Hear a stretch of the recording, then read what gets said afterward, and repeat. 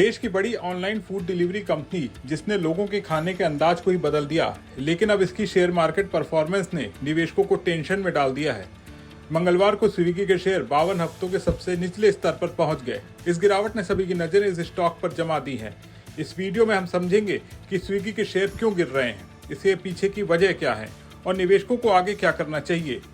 मंगलवार सुबह 11 बजे तक स्विगी का शेयर 5% गिरकर 305.10 रुपए पर ट्रेड कर रहा था। इससे पहले ये 297 रुपए तक गिर चुका था, जो इसका 52 हफ्तों का लो है।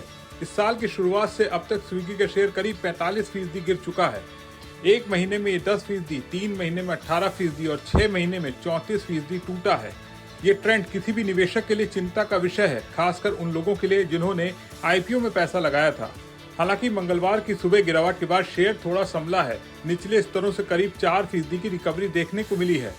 स्विगी के शेयर में तेज गिरावट के पीछे की सबसे बड़ी वजह है प्री आईपीओ निवेशकों का लॉक इन पीरियड खत्म होना। 12 मई 2025 को प्री आईपीओ निवेशकों का 6 महीने का लॉक इन पीरियड खत्म हुआ।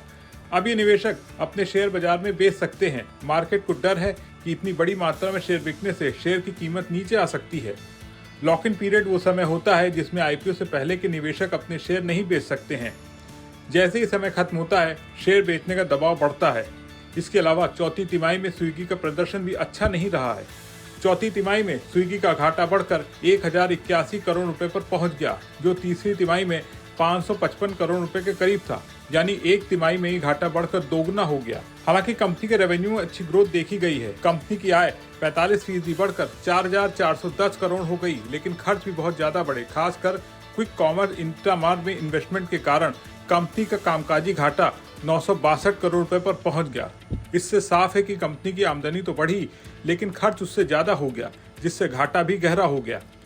स्विगी का कुल ग्रॉस ऑर्डर वैल्यू 40% बढ़कर 12,888 करोड़ हो गया है। इंस्टामार्ट कंपनी का ग्रोसरी डिलीवरी प्लेटफॉर्म जिसमें जीओवी 101% की जबरदस्त ग्रोथ देखी गई है। इसका मतलब है कि यूजर स्विगी का इस्तेमाल पहले से ज्यादा कर रहे हैं। अब सवाल ये उठता है, जब ऑर्डर रेवेन्यू बढ़ रहा है तो नुकसान क्यों हो रहा है?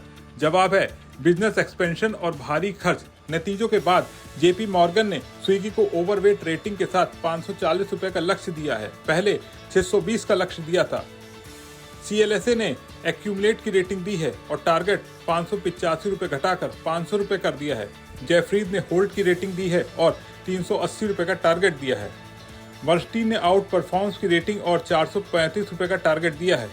सिटी ने आउट परफॉर्म की रेटिंग और 435 रुपए का टारगेट दिया है और मैक्वेरी ने अंडर परफॉर्म की रेटिंग और 260 रुपए का टारगेट दिया है। कुल मिलाकर ब्रोकरेज हाउसेज ने मौजूदा भाव से ऊपर के लक्ष्य दिए हैं। मैक्वेरी ने मौजूदा भाव के नीचे का टारगेट दिया है। मौजूदा समय में हाई रिस्क टॉलरेंट रखने वाले निवेशक धीरे धीरे छोटे हिस्सों में निवेश कर सकते हैं, लेकिन ध्यान रखें अभी अनिश्चितता बहुत ज्यादा है। लो रिस्क वाले निवेशक फिलहाल दूर ही रहें और कंपनी के प्रदर्शन पर नजर बनाए रखें।